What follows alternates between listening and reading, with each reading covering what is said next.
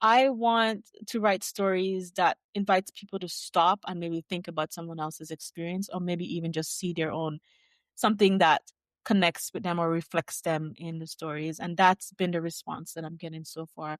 So I hope when folks read this book, they see how much more we have in common, even when we come from different backgrounds, whatever those backgrounds are. There's so much more we have in common than we do not, right? I think the stories that connect us are what makes us very human. And if somebody can read any of these stories and take a moment and realize just how they can relate to someone else who might not have the same opportunities as them, who might be in a completely different culture than they are, then I think I've done my job here.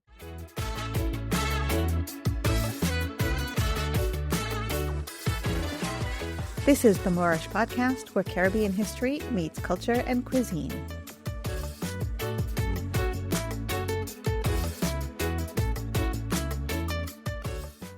Hi, Chanel. Thanks so much for joining me today on the Moorish podcast. Thank you so much for inviting me. It's exciting to be here.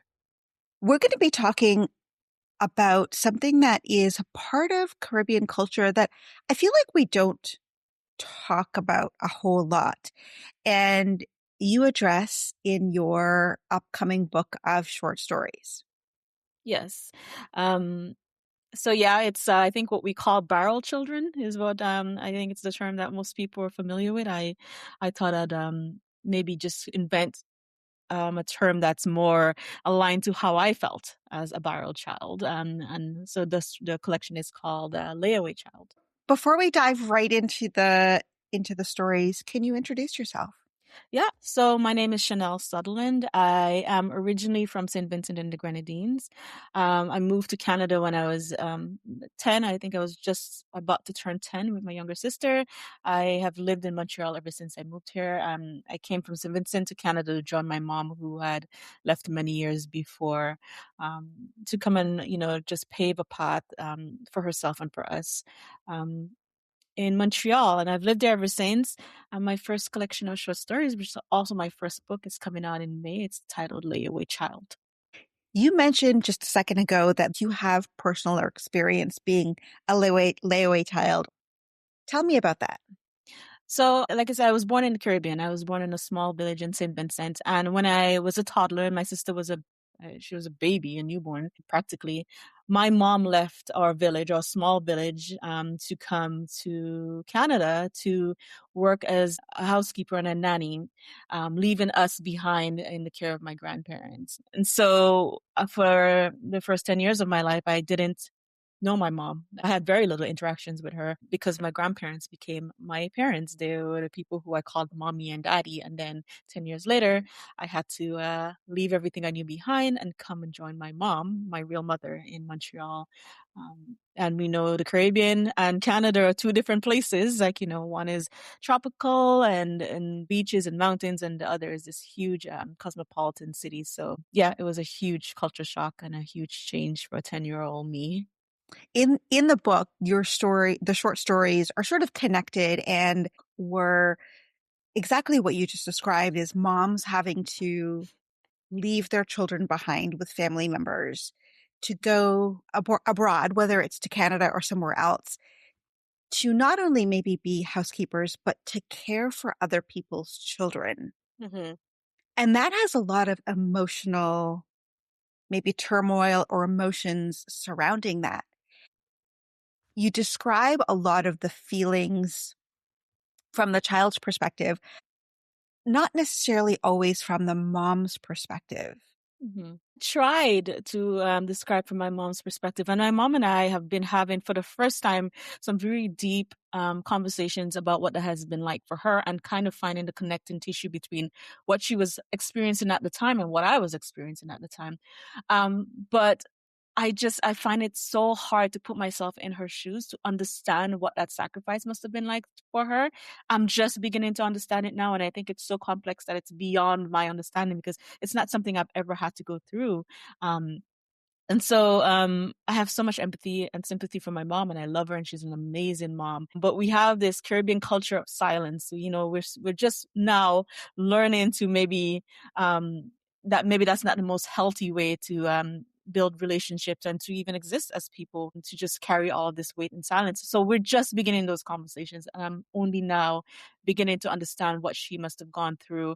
And I think one of the stories, Beneath the Softness of Snow, which is, I think, the most well-known story in the collection because it won the CBC prize. I believe that's the one that maybe expresses or maybe touches on what my mom must have gone through and her experience with, being a mom away from her children and having to essentially care for other people's children while she's grieving for her own child and her own children. Yeah, so I think I'm still in the space where I'm beginning to understand it, but there's so much to learn, and it's not my experience; it's my mom. So just listening, I think, is the main thing that I'm doing right now.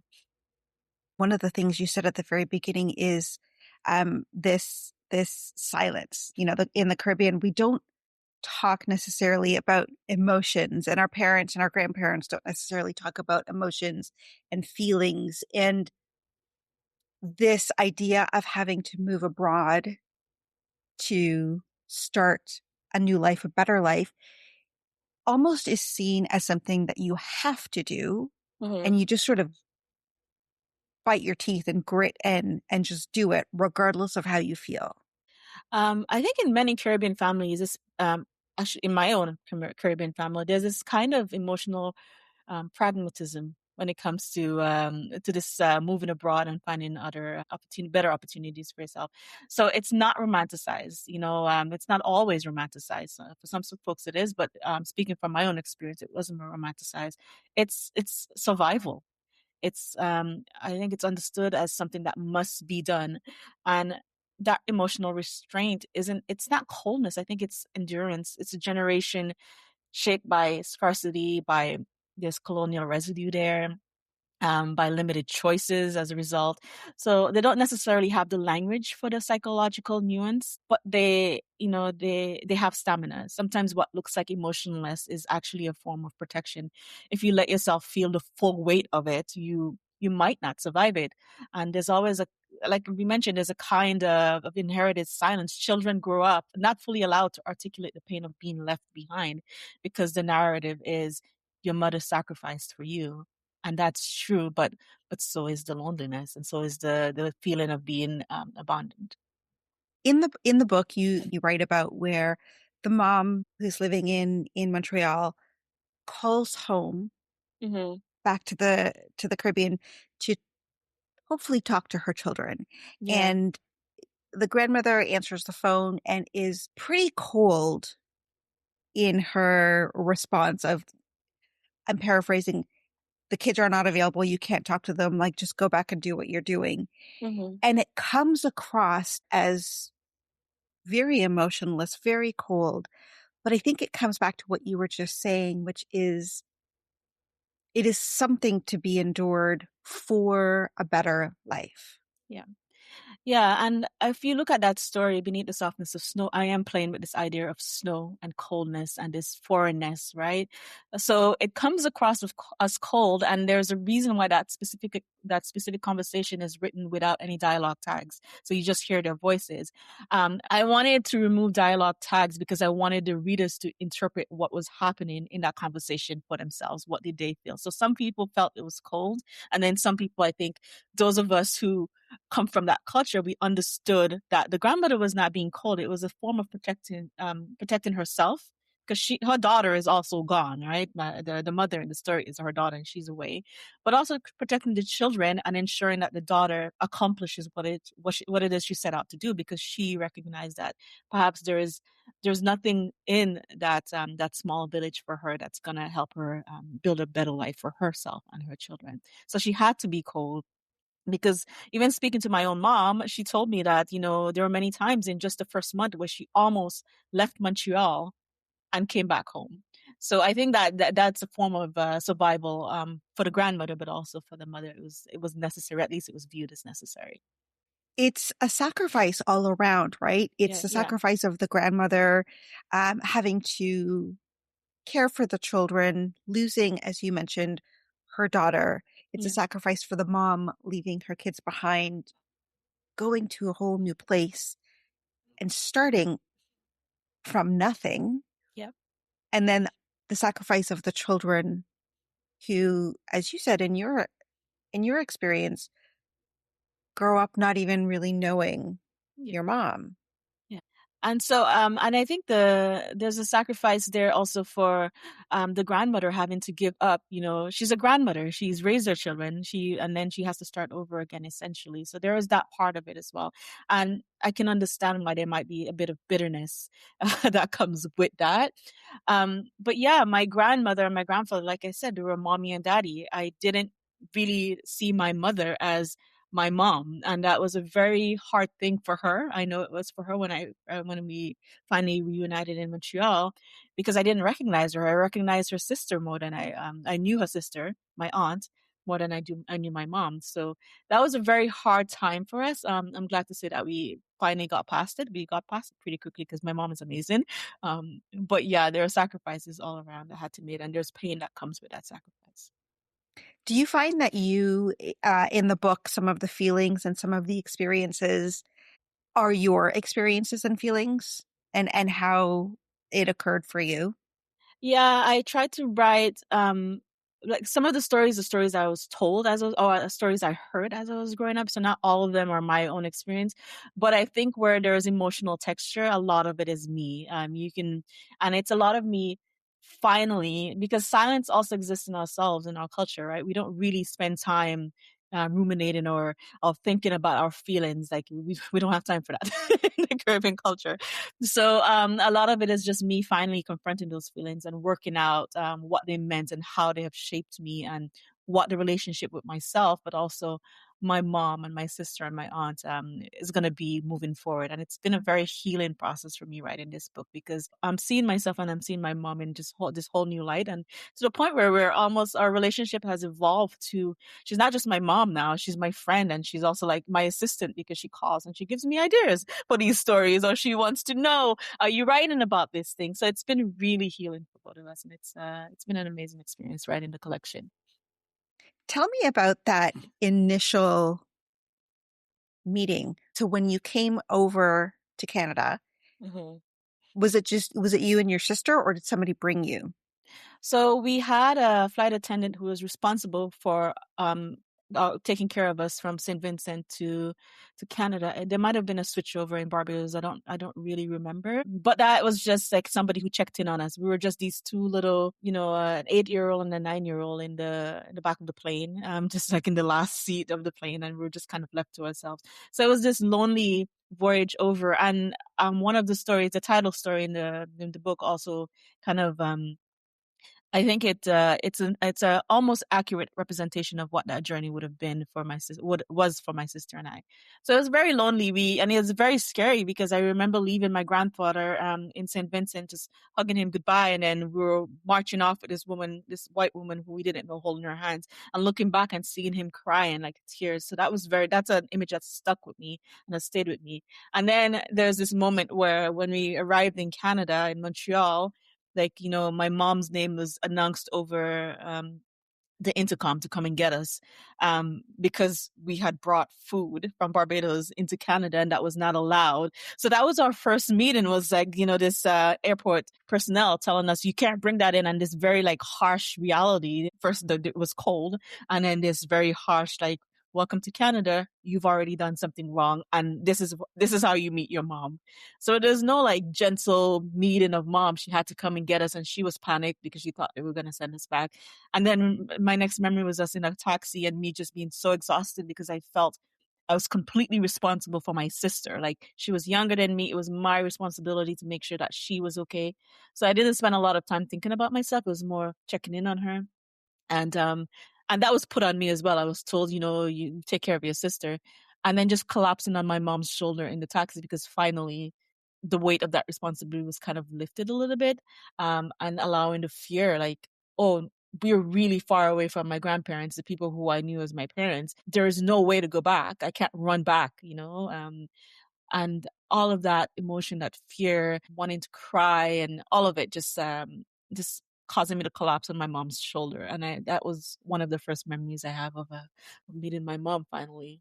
What were those first days, weeks, months like, getting used to an entire new world and existence as a child.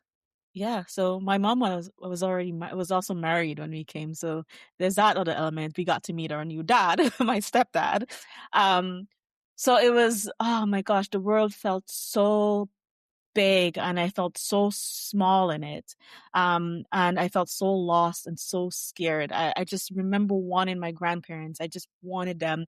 I wanted to go home. And I remember telling my mom and crying. And one night we were in the living room and just saying, I just want to go home. Like I was crying. I was ready to leave. And not because my mom or my stepdad had done anything wrong. It was too much. I think it was an overload for me as a 10-year-old. And there's no pamphlet or any how-to manual that's given to you when you come to a foreign place, especially when you grew up in a village that's pretty much a 4x4. Like my whole world existed in a 4x4, and now I was in this huge cosmopolitan city. I couldn't just jump the fence and go play with my neighbors, my friends, because there's a sense that it wasn't safe to just go off on your own here. So there's so much to get used to. It was all I remember, and I don't remember specific details. I just remember feeling very overwhelmed and very sad. I was very, very, very sad. And I was sad because I knew I was hurting my mom as well. Like I knew she was being hurt because I remember one moment where I was like, I want to go live with auntie because my auntie lived here and I knew my aunt because she had visited several times, but my mom didn't have the means to come back and visit. So yeah, I was just overwhelmed. I think that's the best way to describe it is that everything, all of my senses, everything was just overwhelmed. You write about this in the book, and I think a lot of what we're talking about so far is a little heavy and emotional, Yeah. but there's a little bit of a bright spot, which is the women who have left the Caribbean and arrived in Montreal who find their own community Yes. and find kinship amongst other women who are in the same position. Hmm.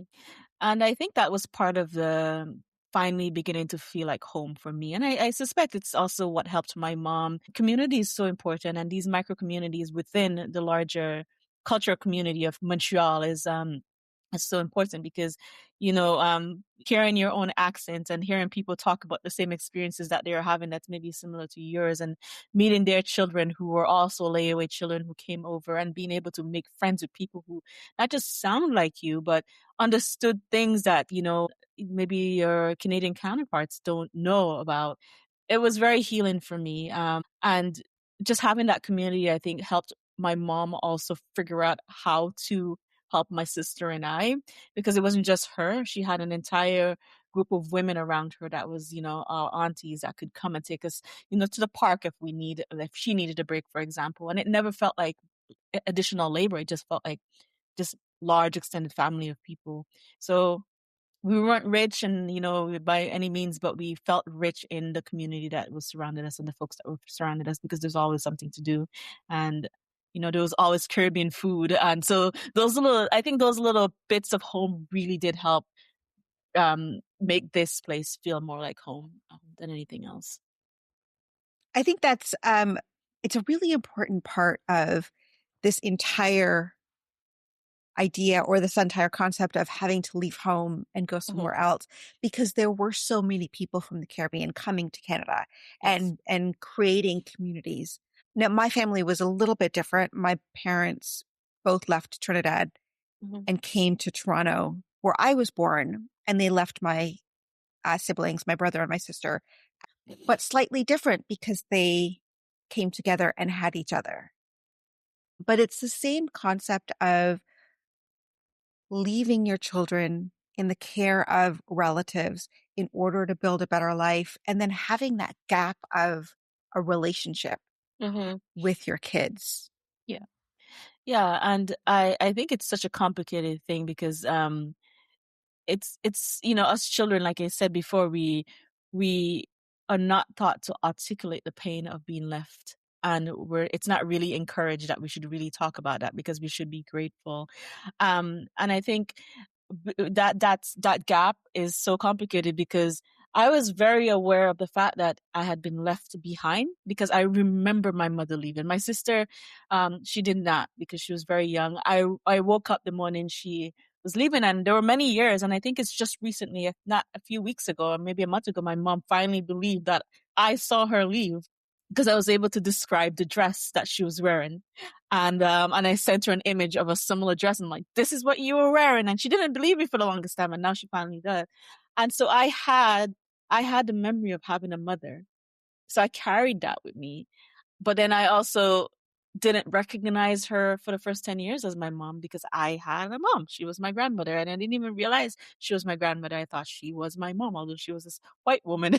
It never really registered to me that she was not my mother. And so it's so complicated because there's pain there. There's the absence that you have to deal with once you finally meet. And then there's the, you know, healing what that relationship becomes and figuring out what that relationship becomes, because it's you have to reshape. I think for me, I had to reshape attachment because a child is attached to their mother, and they're meant to be. I bonded very deeply with my grandmother and my aunts and, you know, my neighbors. And then years later, when I'm reunited with my mom, the woman who's technically my mom, um emotionally we're almost strangers. We are strangers.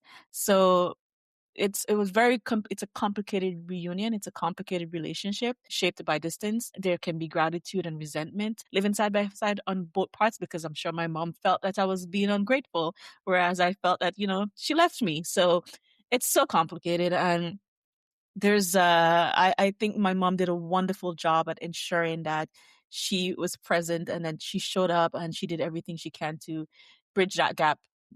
And I didn't realize how wonderful a job she has done until I started speaking to other folks who were going through, or had went through similar things, who don't have that relationship with their parents.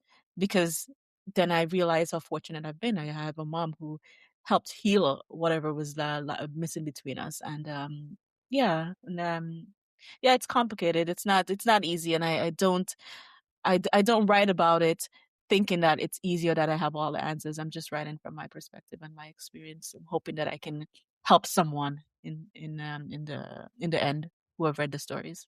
Reading the stories, because I come from the Caribbean family, I understood where you were coming from, the perspective, the why people have to do this, the resilience. But if somebody here were to read that book who has no experience like this, how do you think you could explain to them what it means or why somebody would have to leave their children?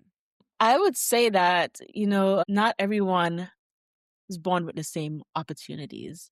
And if you look at where we come from and the colonial history and the residue of that, and if you really are interested in knowing how somebody can do this, because there is a woman in one of the stories who said to Juliet, one of the moms, is that I don't understand how anyone can leave their child behind like that.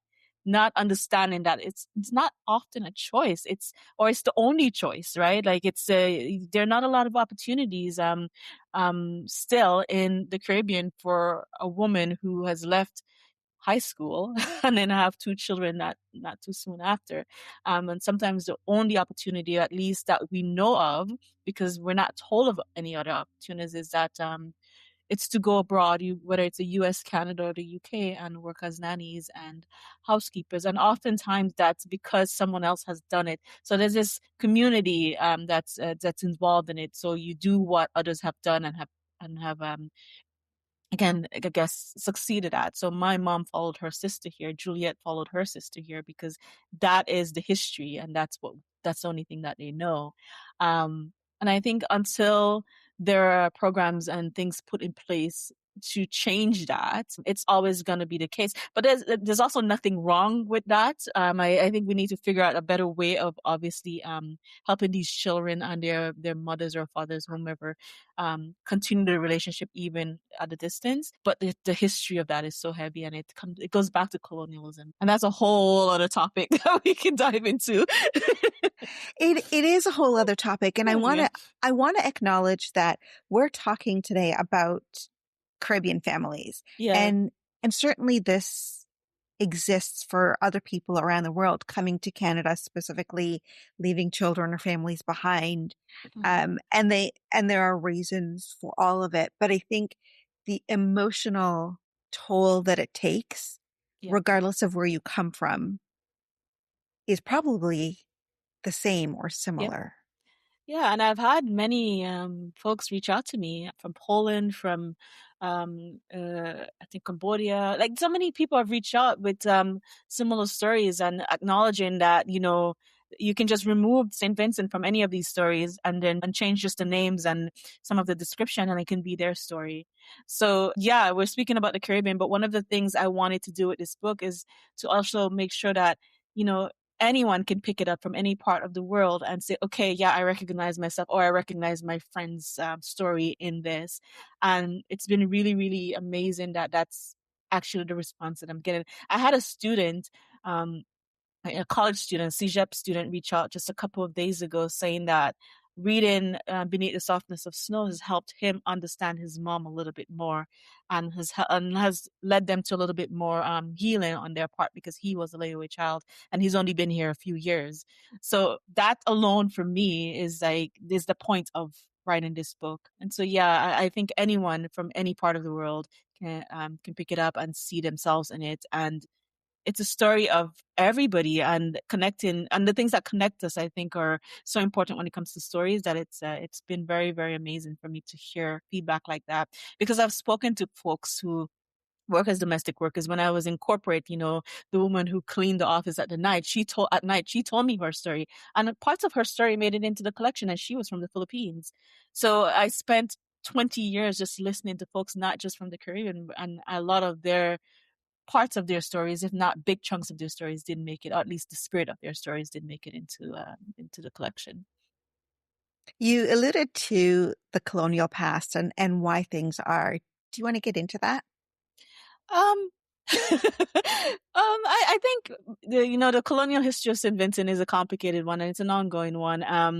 I think socioeconomically, there are a lot of things that we're still recovering from, especially when it comes to opportunities for folks. And we still look overseas, I think, when we want to better ourselves. I'll just put that out there.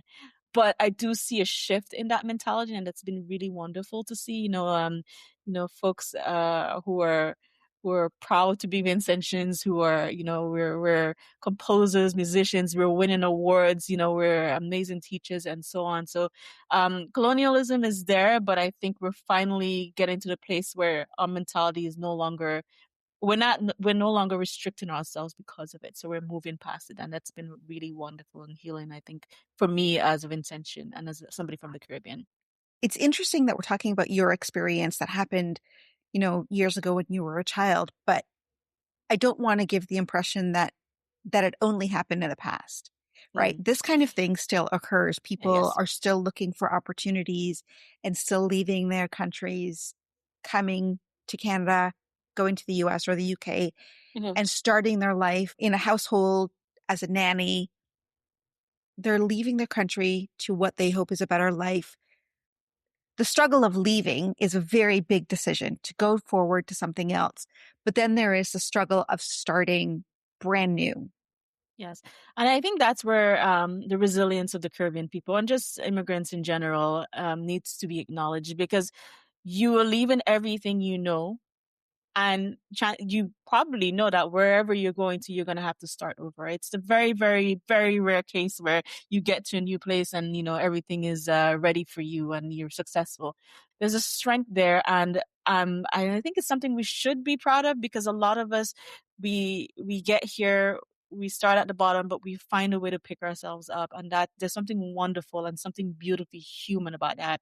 We're not coming here because there's this big dream of becoming millionaires. We're coming here because we want better for ourselves. And oftentimes we want better for our family because we come here and we send things back home. That's why we're called borrowed children, right? We're not doing it for ourselves.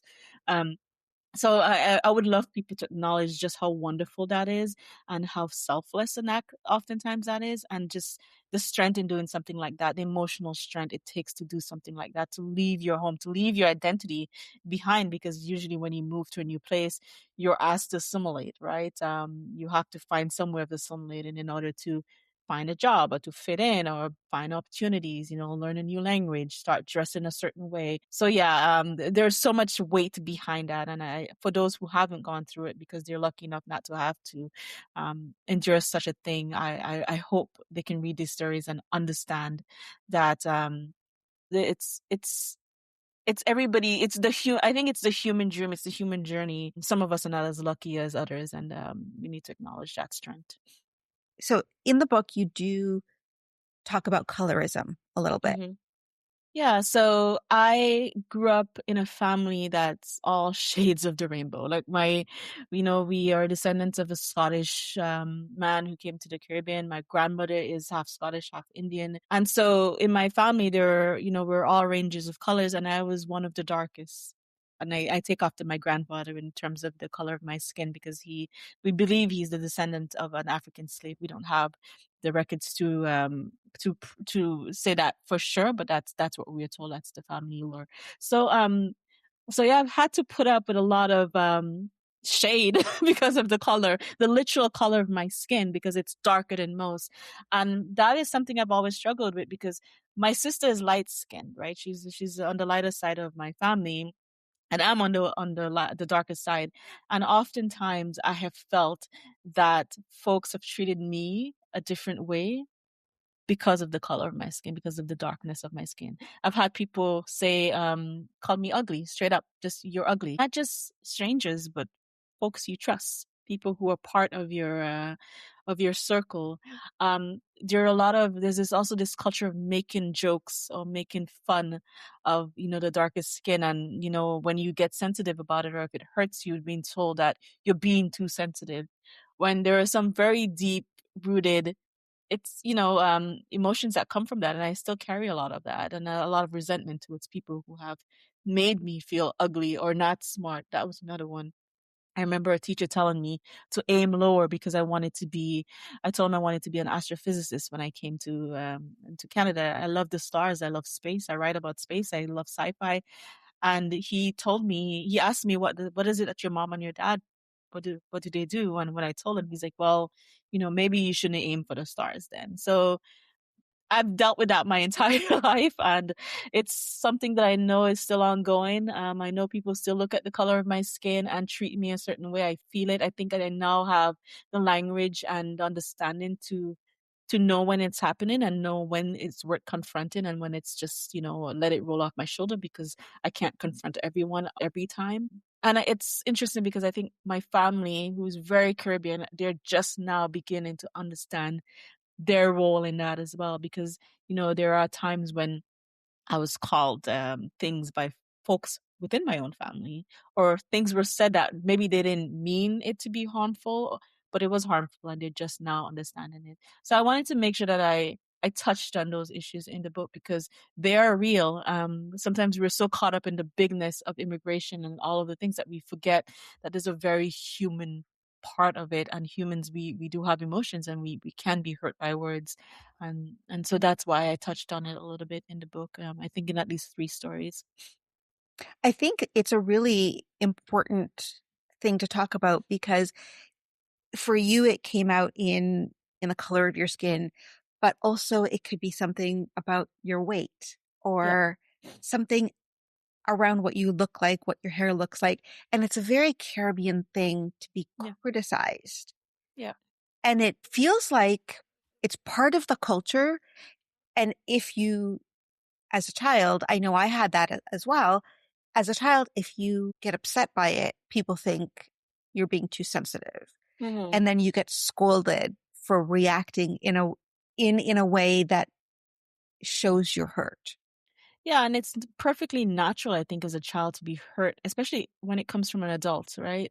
Um, to be hurt by someone pointing out something about you that you can't change and saying that it's wrong. And then being told after, being scolded after. And in a lot of the cases that I know of, it's not just being scolded, but being told, okay, we won't joke with you anymore as a result of that. So being, scolded, but also kind of cast aside or being pushed out as a result of that. And the fear of not wanting to be excluded as a result, And so you don't react, even though you carry that pain. And I've experienced that. I've carried a lot of things that I was afraid to say anything about because, how is this person going to react? But also talking back to adults is another big Caribbean thing. Even if they're wrong, even if they've done something to cause harm, you don't talk back. Um, you kind of put up and shut up in a sense. And that's carried down generation to generation to generation. Is how we're brought up. And so that's another reason why I wanted to touch on that specific theme in the book, because I think we have to start confronting it. We have to start naming it and showing how it shows up, like, illustrating how it shows up and how it might react, how somebody might react and why that might be harmful to somebody. And so, yeah, and I think a lot of what's written in the book, um, regarding colorism is my own experience. Not necessarily word for word, or it's not the exact situation that happened, but it draws from my own experience and my own feelings still of being treated differently because of something physical that I can't change. Yeah, it's these things that you're writing about in the book, and they're nuanced because Yeah. it's unless you've experienced it the way you have, Hmm. you can describe it to people, but sometimes it's a little bit difficult to understand. I know that if I talk to friends who are not from the Caribbean and I would describe something like this to them, it's really outside of the realm of anything that they could even imagine for their own selves or their own family.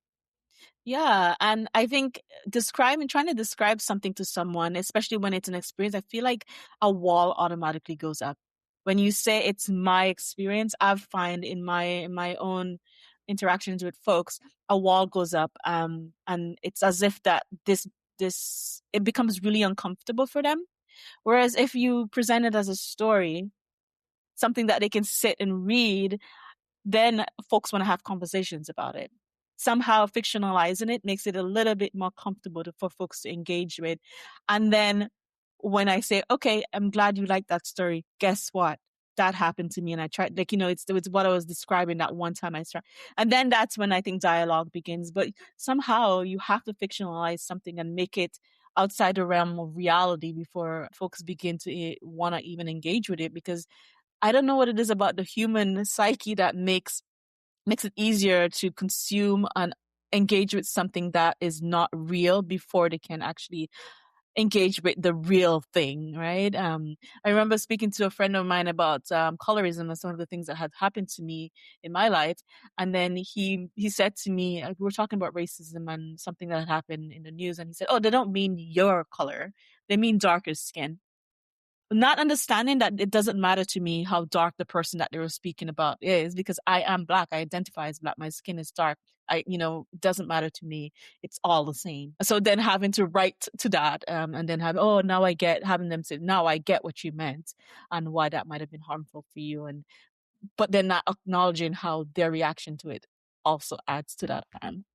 Right. So, I'm happy that the conversations are finally happening, but it's kind of sad that they had to be fictionalized for it to be taken serious. Yeah, I mean, I really appreciate that you've put this book together with all of these experiences Hmm. in a format, as you said, that's fictionalized, that people can then read it, try to understand it, have Yeah. these conversations, because they are important conversations, not only for people in the Caribbean diaspora, but also those around us.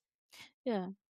And giving someone a book, I think it's almost easier because they can take it away and go and sit by themselves. Whereas having a conversation is very confronting, right? They can read the book, they can sit with it, they can engage with it however they want without having to go through the discomfort of maybe having that conversation, which it shouldn't be uncomfortable for anyone to have a conversation. We should all be open to dialogue. Um, but it seems easier for folks to do that. And then only rarely would anyone want to actually meet up after and have a conversation about what it is that they've read, especially if they know that there's a personal aspect to it. But it's interesting because folks are also really interested in knowing whether or not all of these experiences in the book, people are nosy in that way. It's like, oh, is that something that happened to you? And then I'm like, no, but it's a theme that, has shown up in my life. But then they don't want to talk about the thing that actually happened. So it's a weird, it's a weird contrast for, and I don't understand it. I'm not a psychologist, but it's strange. There's one little scene in one of the stories that I would like to talk about because there's so many nuanced things happening. It is the hot chocolate. Yes. There is the story of the hot chocolate and that scene in the coffee shop that Mhm. has so many nuances. The mom taking her daughter to get a warm drink, she gets her hot chocolate, but she puts whipped cream on it. And the Mhm. daughter doesn't like the whipped cream because she feels like it takes away from it, but she doesn't say anything. She just accepts it. And there's all of these emotions that are happening, right? The daughter just accepts it. It's not what she wants, but she drinks it anyways because it'll please her mom.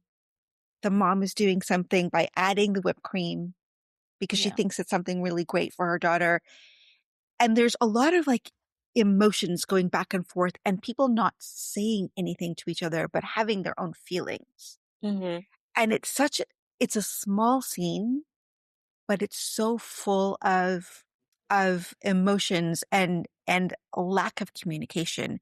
And it feels to me like it's just two people who don't really know each other that well, even though they're mom and daughter. Yep, and that's exactly what it is. You nailed it. It's interesting because it's one of my favorite scenes that I wrote for the book. And what I was playing with there is the silence, this inheritance of silence that a lot of us in the Caribbean know very well. It's also what happens after that is a confrontation. I won't get too much into it, but you can see the learned behavior, right, of not confronting anything, of just accepting what's happening on both parts because the mom knows something is wrong. She can see by the gestures that the child is making that something is wrong. The child, because she's learned in being silenced, accepts this drink that she essentially doesn't even want.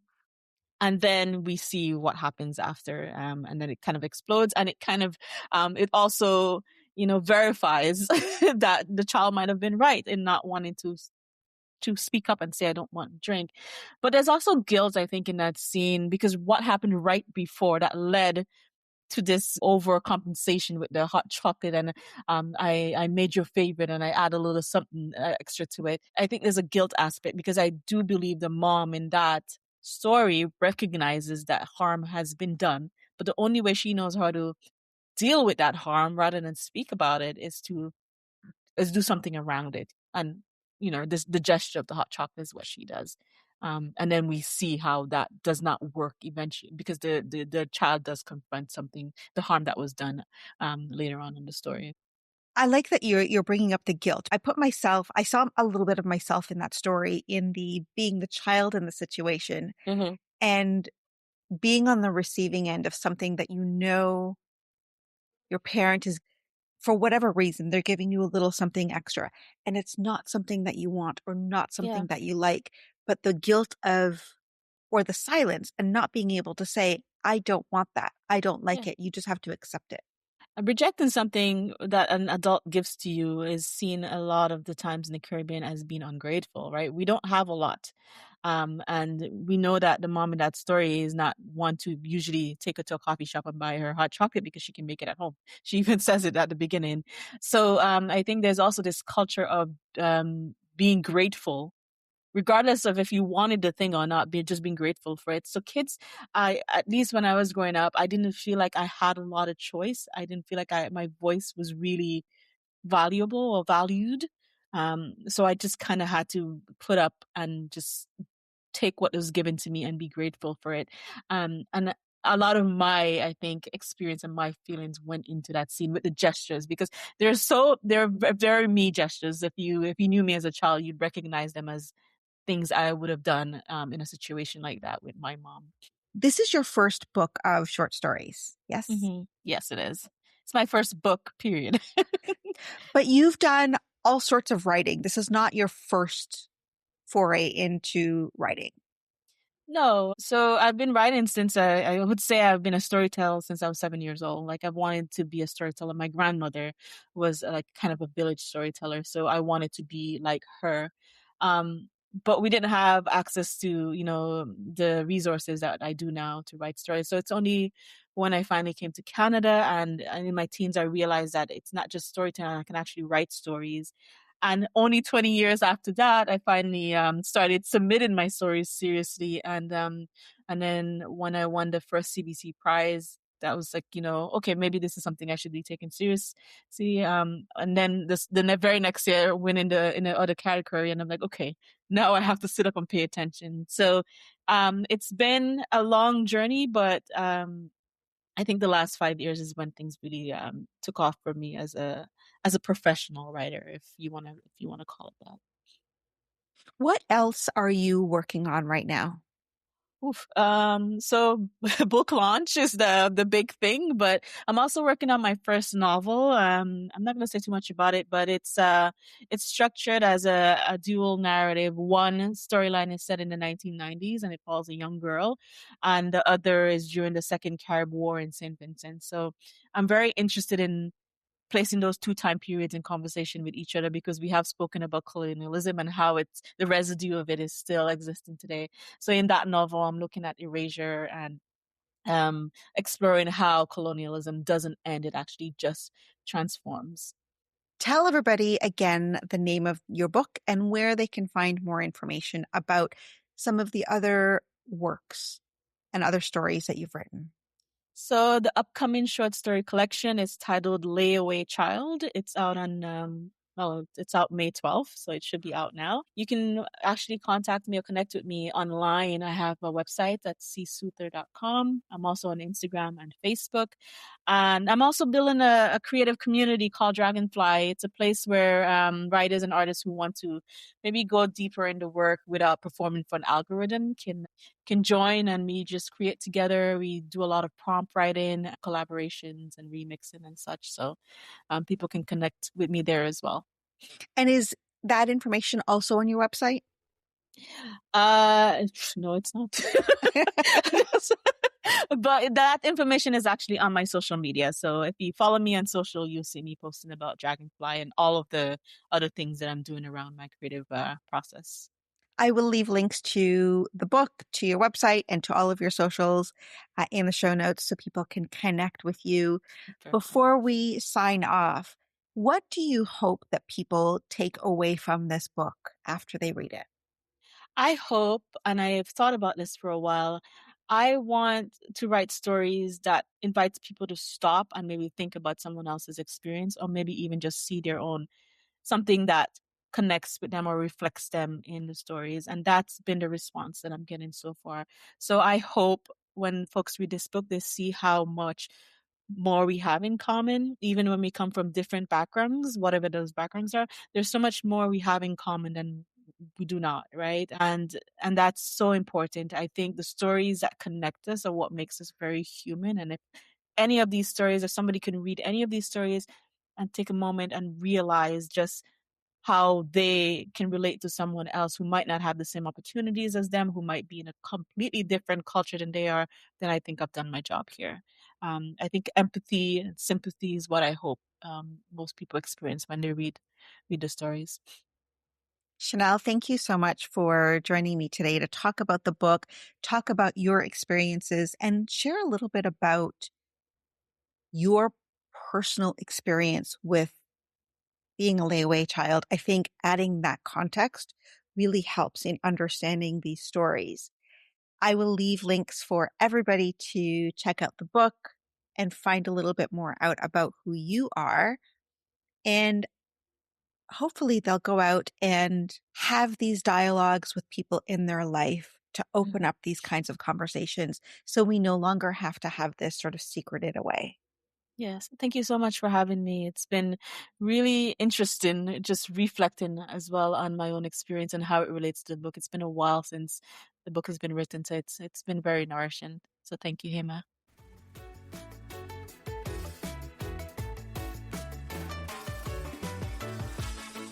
Thanks for joining me for today's episode of the Moorish Podcast. Don't forget to subscribe and leave a rating. It really does help in getting the podcast in front of more people. Follow on Instagram, TikTok, and YouTube for videos and more. And I'll see you for the next episode.